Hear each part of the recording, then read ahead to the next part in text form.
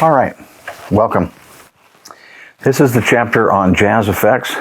I'd like to demonstrate how to perform each of these effects and how I would teach them. So the first one is the fall. The fall is when we have a squiggly line off. You can see these symbols in the book. So I'm falling off of an A. So why doesn't it sound like this? You're not hearing all those individual notes. They're kind of smearing together. What does that? Well, remember this exercise? So on. Well, when I fall off of something, I'm going to fall a long ways in my oral cavity. And this will happen fairly quickly, but I'm going to fall a long ways before my fingers get involved. Slow motion. Then I keep blowing in that low position while my fingers go down quickly. And the fingers need to go in the path of least resistance. I'm not doing anything, I'm not playing C to B ever, F sharp to F natural ever. I'm taking the path of least, probably the path of least resistance is probably the D minor melodic scale, you know, the D major scale with an F natural. I don't have to do anything tricky. I'm going to use those notes. So the fingers are going as easiest path, smoothest path possible, but I am blowing below so that it smears things. Also, a good fall is a diminuendo, so I'm going to be tapering so that you really never hear the end of it. You're not going to hear an end note.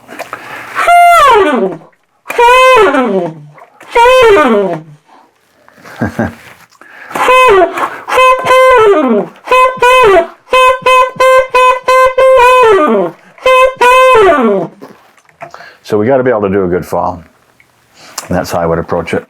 The next thing is the doit. This is like an upside down fall. Where, again, my fingers are not being heard. I'm going... Again, I'm taking the path of least resistance. But you're not really hearing that because I'm smearing it by blowing low.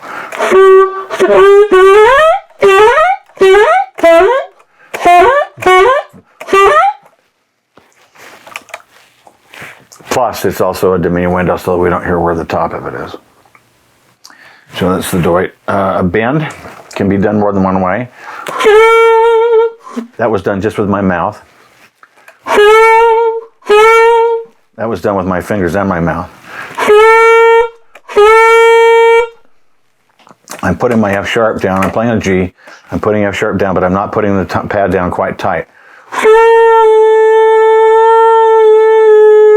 I don't want it to sound like a grace note. No. I'm putting it down almost all the way and then bringing it up so that it helps to smear. I have to combine that, of course, with what I'm doing with my mouth. Usually those bends are done as a combination between fingers and mouth. Sometimes the fingers aren't convenient, it's right over the break. Sometimes it doesn't really work to use the fingers very well because you don't want it to sound like a grace note or a clean note. Let's look at what I call bois. These are the notes that are a dotted quarter on an upbeat. So I've got a rest on the downbeat, dotted quarter on the upbeat. Instead of hitting it dead on, it's going to be bois, bois. Maybe it's more accurate to call it doigt to be consistent with myself on the other articulations, but so I'm going to go. And that happens because I'm hitting it pretty hard, number one. Number two, my jaw starts back a little bit and then thrusts forward. A lot more personality than I'm going to go.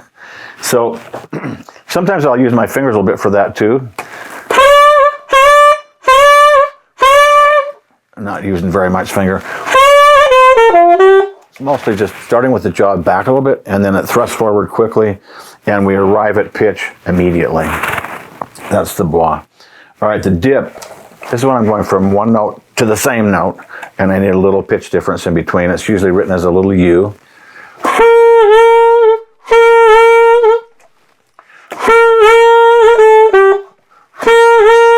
So I'm starting on pitch, going below pitch, coming back to pitch, going down. I'm doing this all with my mouth. Jaws going back and maybe slightly looser. A little bit looser and kind of back.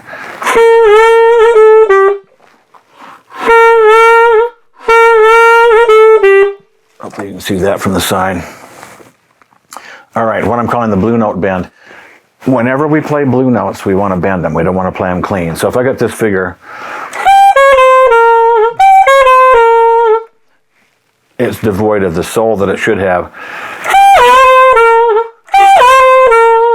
I'm going to bend that blue note. Usually the flat 3 or the flat 5 are blue notes. In this case, it's a flat 5. And they need to be bent because they aren't, in African music, they're not real pitches that can be equated.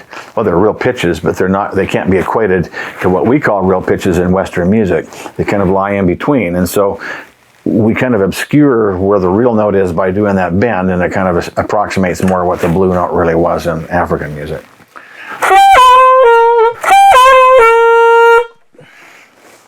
Okay, the gliss. With the gliss, these are usually fingered.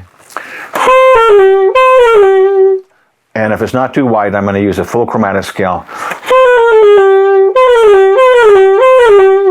All the chromatic notes are in there. They usually imply a little crescendo with them. So they'll be fingered chromatically in the gliss. Now, if they're wide, let's say it's... I really don't have time to finger every chromatic note in there. It's too wide. I usually start chromatically. So I'll just start chromatically and then I'll play chromatically at the top. In between, path of least resistance. Now it sounds like I played all the notes chromatically in there, but it's only because I'm playing the first couple of 3 notes chromatic and then the last 3 or 4 notes chromatic. Then the ones in between have got to be quicker than that. They're more diatonic, but they're not anything hard for the fingers. They're the path of least resistance for the fingers, which, again, the easiest scale on the saxophone is the D minor melodic ascending version. Has 1 sharp, C sharp. That is the easiest scale on the saxophone. That's what I would use in most cases. The fact that the piece is in a different key is immaterial. We don't have to match the key with what we're doing with these glisses or any of the effects. Okay, the doo-wah notes.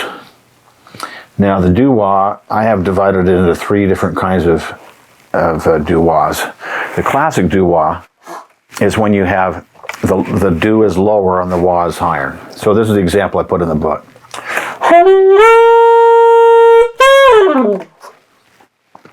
So the do is a soft note. It's muted, and the wah is a loud note. It really is simulating what the brass do with their hand in the bell. Boo-bop, boo-bop, boo-bop, boo-bop. Of course, that does nothing on the saxophone. We have to do it with our mouth. I'm going to pull my jaw back for the do, which will muffle the note.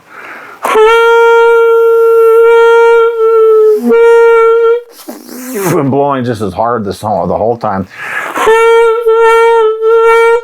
But when I pull my jaw back, it muffles the note.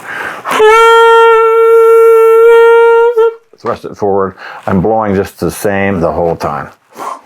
So when I thrust it forward, it suddenly comes back to full power.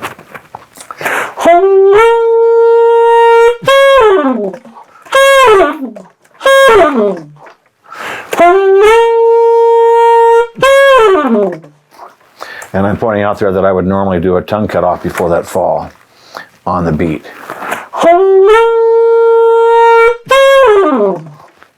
Makes it really clean. Second category of doo-wah, now my do is higher than my wah. My do needs a punch. It may be the top note of the contour. It needs a punch, but the wah also needs a punch. So if I'm going to do that, I actually have to punch both notes. Both notes are open. By the way, I use the brass notation for this too. A plus sign means my hand's in the bell, and the O means I'm open. And I'm going to use that shorthand syllable or that shorthand symbol I'm going to use that shorthand symbol for my doo-wahs. But so here I got to push hard. I got to push hard, and then I want to push hard on the second note, so I have to do a little decay in between.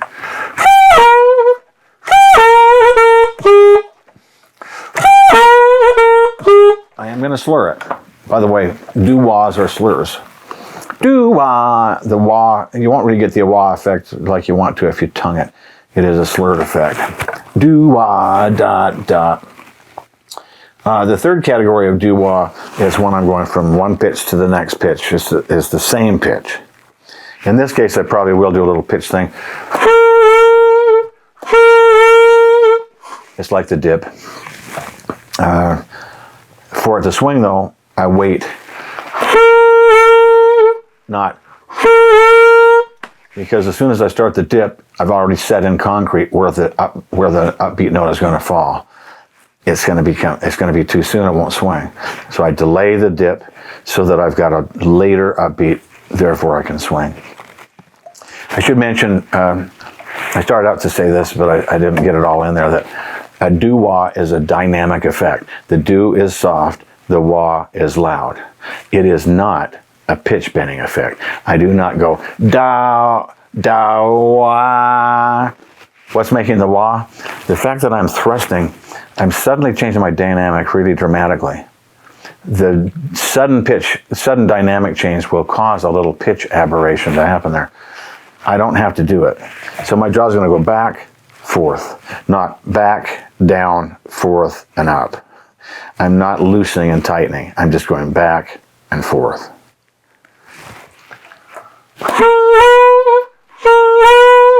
I'm not going. If you add a pitch bend to this effect, you will get what I call high school scooping, or if I'm talking to high school kids, then it's junior high school scooping. You don't want that sound. It's just an immature sound. It's not how real players do it. So all the doo-wahs are dynamic effects. However, the third doo-wah, the same note, is a little bit of a pitch effect. We actually tend to do a little more of a dip. All right, ghosted notes. The ghosted note is simply the lowest note of a contour. In the articulation chapter, we talked about how the highest note of contours are accented. The lowest note of contours are ghosted. And all that simply means is kind of the opposite of accented. They're just softer than the notes around them. So if I have that second note is ghosted, I'm actually doing that with my tongue, with the half tongue. My tongue's just on the note enough that it's smothering it a little bit, it's muffling it. So I'm blowing just as hard the whole time. I'm blowing the same, the entire figure. But I'm putting my tongue, the end tongue, on the ghosted note. That lowest note needs to be ghosted so that the top notes are smacked. Here's a little bit of an example from a Count Basie line.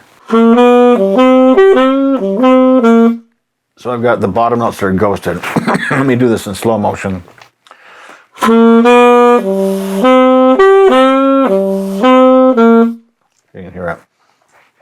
I had two kids come in the same afternoon from the same high school. Band director had passed out. Next goes A Warm Breeze, has ghosted notes written in. They can be written as X heads, or they can be written as parentheses around a note head, or they can be X heads with parentheses around them. And sometimes they're not even written. But that lowest note of the contour tends to be a ghosted note. And they were going. I said, wait a minute. What about those other notes that are written there, those low notes? Oh, those are ghosted notes. Yeah? Our band director told us not to play those. Oh, I wonder why they're written there. I'm here to tell you that ghosted notes still have an apparition. They don't disappear. They're not gone. They're not annihilated. They're fingered. They have tone. They are articulated with the end tongue. They're just softer. That's all. So that's how I would do ghosted notes. And I usually, you could do it with the jaw too. You go, I went too far. Let me exaggerating it too much. But you pull the jaw back a little bit, it's going to mute the note just like we did in the doo-wah. So it could be done with the jaw, and you see people do it that way. I think it's more efficient to do it with the end tongue, the half tongue. Instead of the real sound. I've got my tongue half on the reed really lightly. We talk about the end tongue a little bit in the basics chapter, and also a little bit about the end tongue in the articulation chapter. I've got a blue note here too, by the way, so I'm bending it. All right, so that's ghosted notes. A flip, 2 notes with an up and a down written in here. It's kind of like a doit and a fall combined.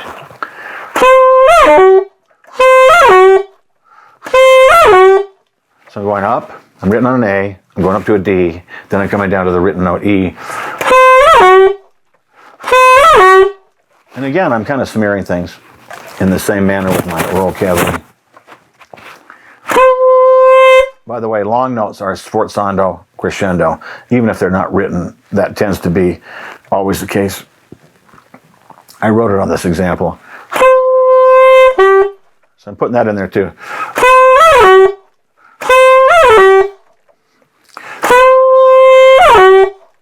Well, that would be a flip. I finally did the rhythm that I wrote. Okay, the plop. This is like a upside down fall.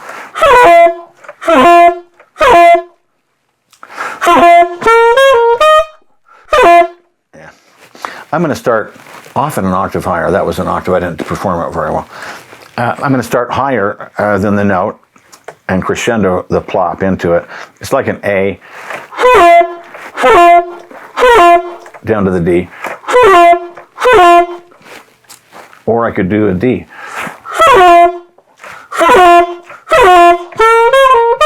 If I want a bigger effect, I'm going to go wider. That's a plop. Biop, biop. So it involves a crescendo. Again, fingers in the path of least resistance. And then punch that bottom note. All right. The Hodges scoop. The Hodges scoop is a little unique because he doesn't just go where he fingers it up. Instead, let's say I'm fingering that to a high C sharp. Is that what I played? I guess I played a D. Let's play a C. We'll go to there. I'm going to finger a D. Those are the notes I'm fingering. The minute I'm going to push hard, I'm going to really pound the air, and the moment I hit, the fingers immediately all come off. At the same time, I do a little bit of a bend. And then I add vibrato on the note when I've arrived at pitch. This is Johnny Hodges made this sound famous. If you're imitating that style period, or anything Ellington-ish, you need to be able to do that. If you're doing, for example, a Hodges ballad, that's an important effect.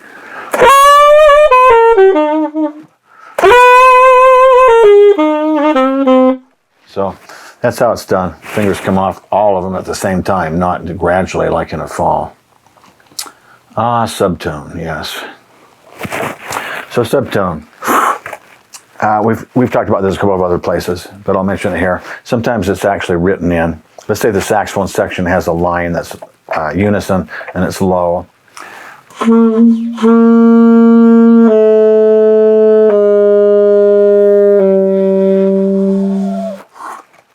I do subtone by pulling my jaw back.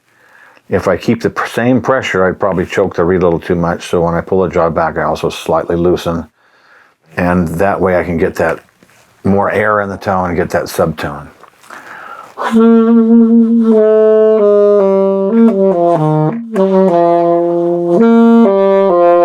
Real tone, subtone.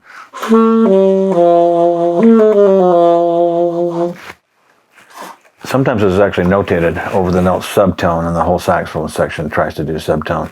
Sometimes there are notes written in the higher register that don't really subtone properly. So you just have to do the best you can. Let's talk about the jazz turn. We talked about the classical turn in our classical ornamentation video, where the classical turn goes up a note, back, down a note, back. There's four additional notes. But in the jazz turn, there's only 2 additional notes. We only go up and back. We don't go to the down part. So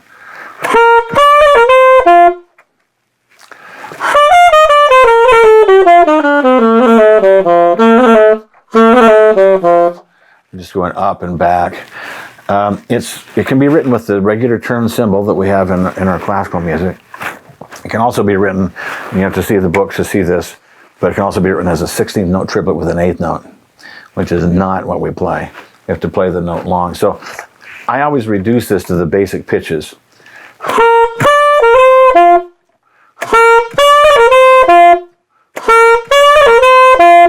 Of course, it's all slurred.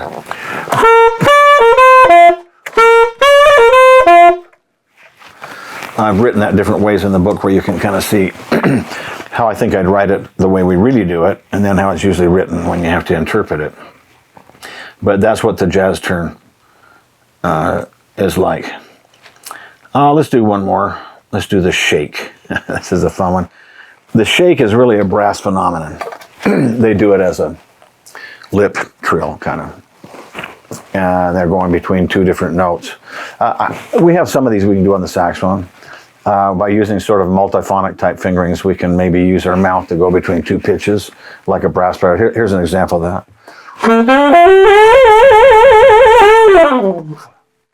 So I'm actually doing the shake with my mouth. I can't do that on every note. Well, Don Menza can, I think, but I've never figured out every note. I saw him do that one time. He had figured it out for just about every note. Amazing. But what if I have this? So a shake, by the way, is wider. A trill is usually a second, either half step or whole step.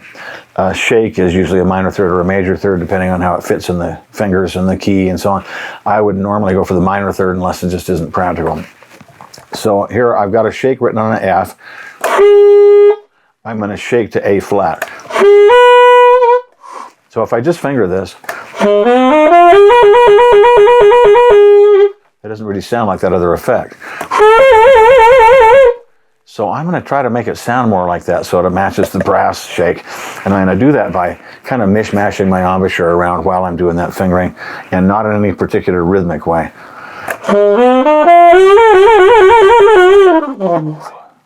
So I've got my embouchure messing around. I've also probably done some stuff in my oral cavity. When you get that flexibility build up, it kind of helps with things like that too.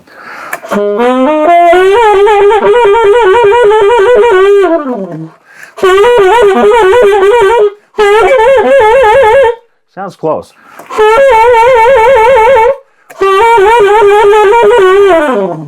We don't want the clean sound. We want it dirtier sound to match the brass. So that's how I would go after the shakes. Sometimes shakes are written on really odd intervals, and you just do the best you can. When you match it with the whole rest of the band and all the brass shaking too, it'll be fine. Sometimes we can't get a shake that sounds that good with some intervals we have to do. By the way, shakes are not as fast as trills. Shakes are not measured, just like trills aren't usually measured. But you could probably take it as a general principle that shakes approximate the speed of triplets in the piece that you're doing. However, you don't try to do that really carefully, and you don't want it to be synchronized through the ensemble. You don't want to be in sync with the rest of the band. Let's do another jazz effect. This is the growl. And this is often not indicated. A lot of times a performer will just add this on his own. But it can also be indicated just by writing growl over the note. But let's say I want to do something like this.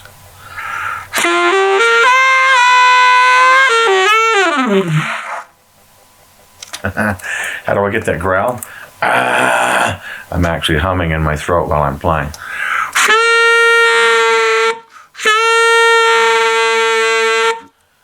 I'm not usually humming at the same pitch I'm playing.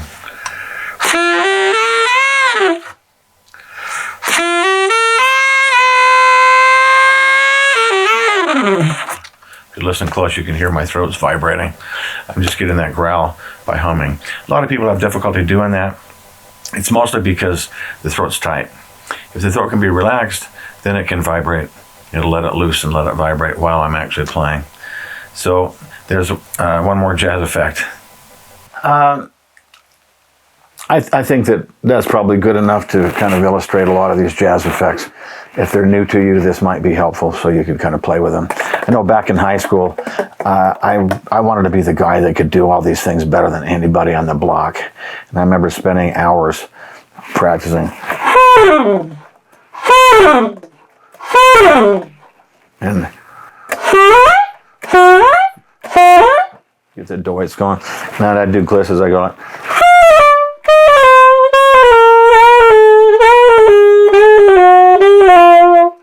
and then I go a wider interval, practice up and down the horn. You can actually make a little exercises for yourself to get acquainted with how to do these, but I think that's kind of an introduction at least to the way these are done and the sound that they should make when you get them right.